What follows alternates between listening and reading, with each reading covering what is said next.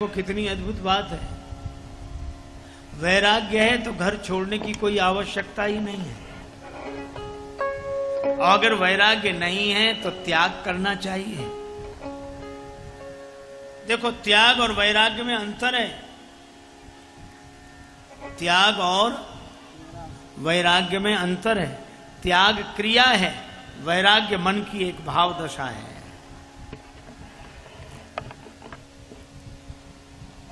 एक उदाहरण से बात स्पष्ट हो जाएगी। एक रेलगाड़ी के फर्स्ट क्लास के डिब्बे में, पुराने जमाने की बात है, कूपा में, फर्स्ट क्लास के कूपे में एक महात्मा बैठे, सामान सब ऊपर वाली सीट पर रखा, प्रसन्न बैठे यात्रा कर रहे थे। अगले स्टेशन पर गाड़ी रुकी, एक सेठ जी आए, उनके पास भी उतना ही सामान, उनका भी उसी कूपे में रिजर्वेशन सामने वाली बर्थ पर, उन्होंने भी सब सामान रखा, गाड़ी चल दी। सेठ जी महात्मा को बार बार देखे, न तो उन्होंने हाथ जोड़े, न प्रणाम किया, न सीताराम, न राम राम, न राधे श्याम, कुछ नहीं। देखे मैं बस।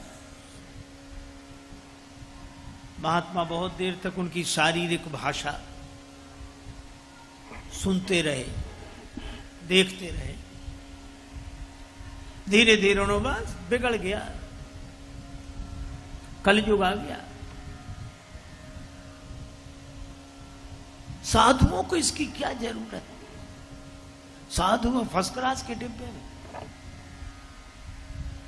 इन्हें पहले तो रेल की जरूरत, बैठे तो फर्स्ट क्लास में, और सामान भी ये आपका ही सामान होगा।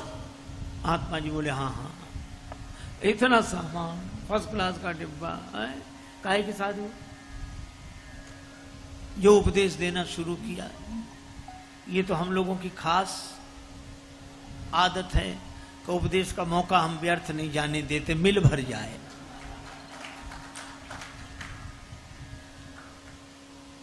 पर महात्मा प्रसन्नता पूर्वक शांत रहकर सुनते रहे।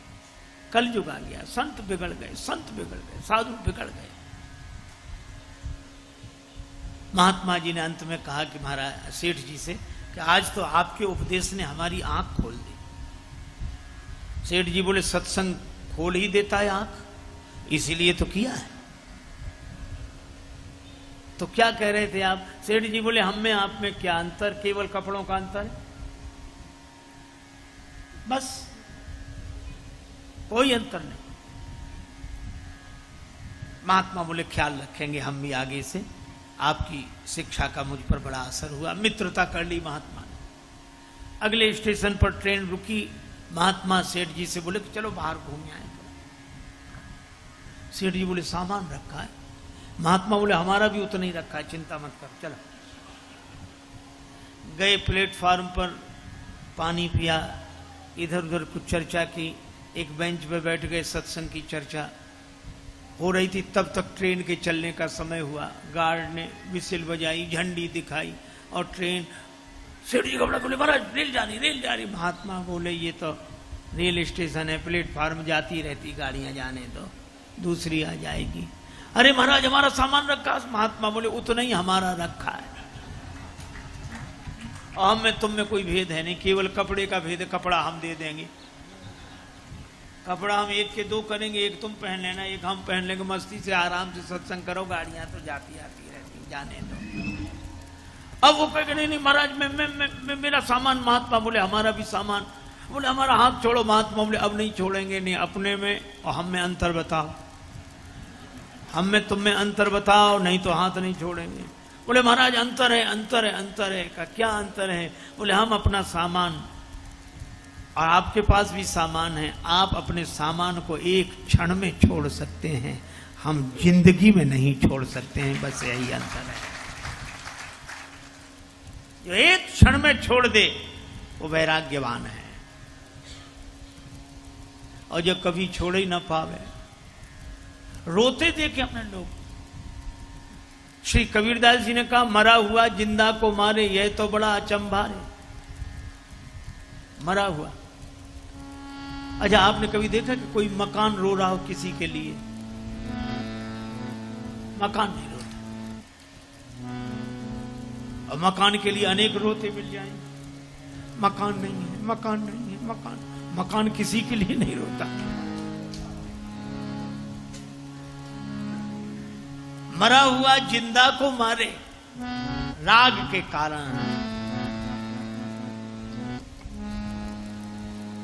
अच्छा, इसीलिए हम लोग सुनते हैं कि संत शरीर छोड़ देते हैं, पर संत ही हैं जो शरीर छोड़ सकते हैं।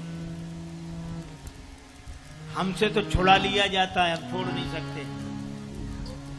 मौत कान पकड़ के एक तमाचा लगाती कि निकलो बाहर, मौत छुड़ा लेती है, पर संत छोड़ देते हैं, क्योंकि संत जानते हैं कि बर्खास्त होने से इस्तीफा दे देना अच्छा है। मौत कान पकड़ के बर्खास्त करे, उसके पहले ही इस्तीफा दे देना अच्छा है। छूटने के पहले छूट जाना।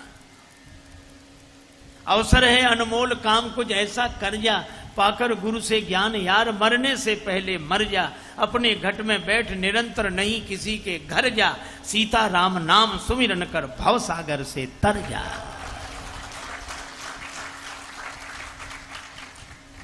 अच्छा, भगवान ऐसे ही नहीं भेजते मौत को, पहले नोटिस भेजते हैं।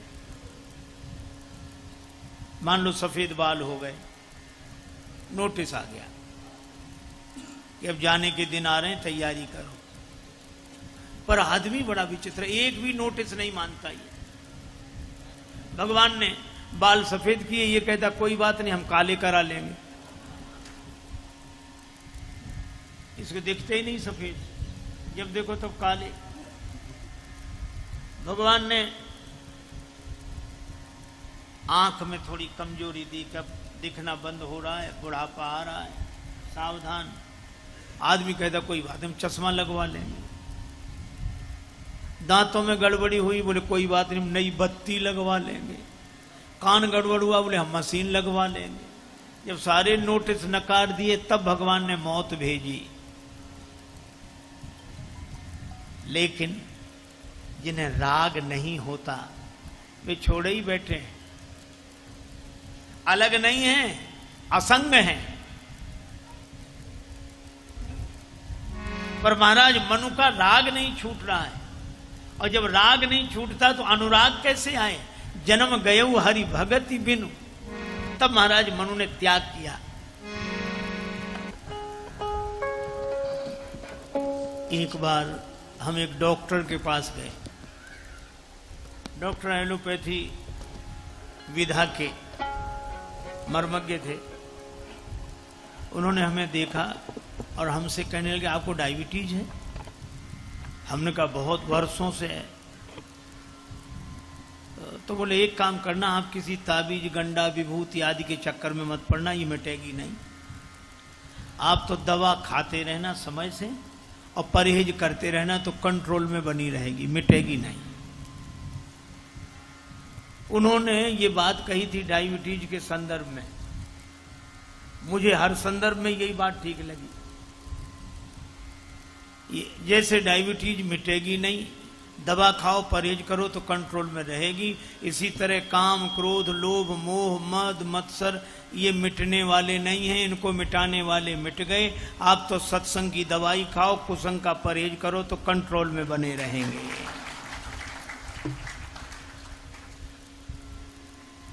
कंट्रोल में बने रहेंगे।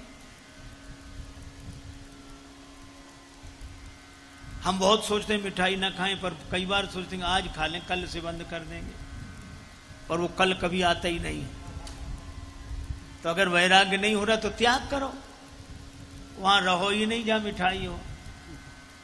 महाराज मनु ने वही किया। तीर्थ में आए संतों के पास। प्रथम भगति संतन कर संग, प्रथम भगति संतन कर संगा।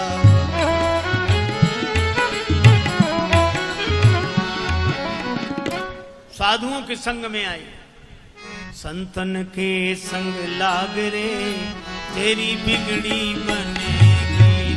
संतन के संग लाग रे तेरी बिगड़ी बनेगी। संतन के संग लाग